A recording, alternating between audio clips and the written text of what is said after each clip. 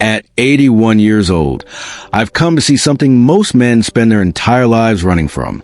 From the time we are boys, we're taught that our drive, our virility, our hunger are the core measures of our worth. We're told that when that fire fades, the man fade with it.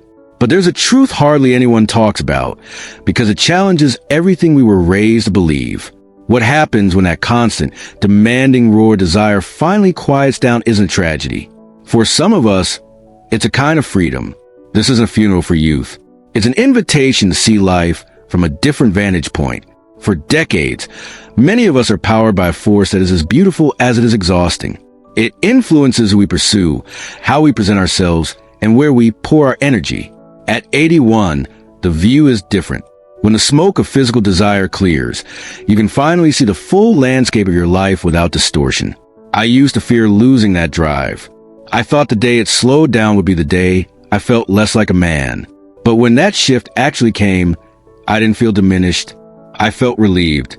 Think about how much mental space is taken up by the chase, the dates, the performance anxiety, the need for validation through someone else's body.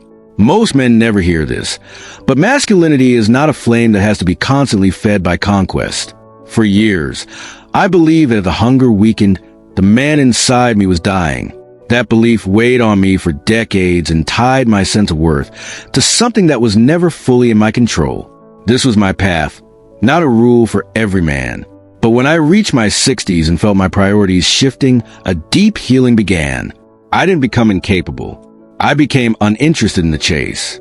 It was like a fever finally breaking. For the first time, I looked at people as human beings, not as goals. I started treating my time as something precious, meant for peace rather than pursuit. I also misunderstood intimacy for most of my life. I confused sex with connection. I assumed that without activity in the bedroom, loneliness was inevitable.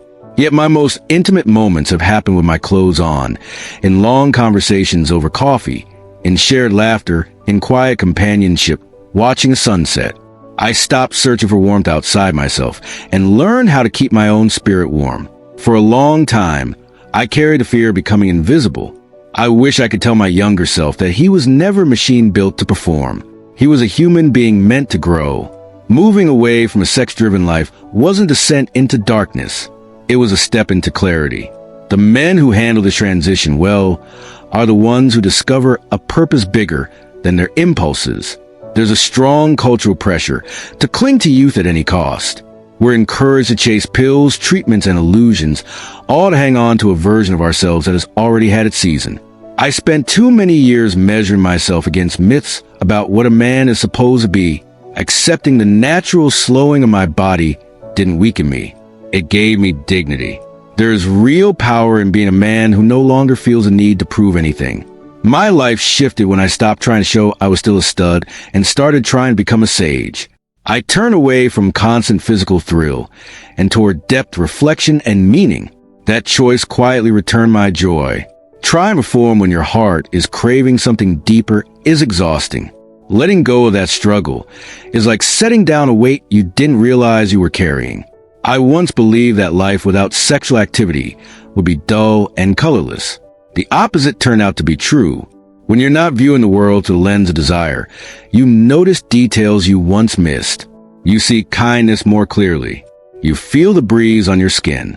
A quiet life is not a lesser life. It is a more precise one. When the static of constant desire fades, you discover who you really are underneath it. You find out what you enjoy when you're not trying to impress anyone. I let the chaser in me finally rest.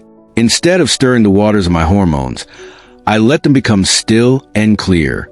I chose a calm spirit over a restless body, and that choice brought me a peace I never knew existed. There's a deep dignity in being a man who no longer seeks validation through intimacy. It's the ability to sit with yourself and feel whole without an audience. If your interests are shifting away from the chase and toward the garden, the workshop, the books on the shelf, don't fight it. That's not giving up. That's growing up. After 60, I realized my time was too short for the complications that come with constant pursuit, the heartbreaks, the misunderstandings, the endless maintenance of an image. I wanted to experience my full consciousness, not the part that was always scanning the room. I decided the years I had left were for inner exploration. It's never too late to reclaim your sense of manhood from pure biology. Even at 81, I feel more like a man than I did at 25, because my strength now comes from character, not chemistry. I am no longer pushed around by urges I barely understand. I am the guardian of my own tranquility. This shift finally gave me the rest I had been searching for since I was a teenager. I spent years trying to prove I was a man, but the peace of simply being one was worth the wait. When you look at your own journey, ask yourself whether you're fighting your body or listening to it. Sometimes what feels like loss is simply the fading echo of other people's expectations. Turning down the world's noise allowed me to hear my own wisdom. This wasn't a loss of power. It was a refinement of it. For those who are open to it, this stage of life offers a rare kind of freedom. A man's life is not defined by his sexual peak. It is defined by the peace he carries and the wisdom he leaves behind. The slowing down is not the end of the story. It is often where you finally meet the man you were meant to become.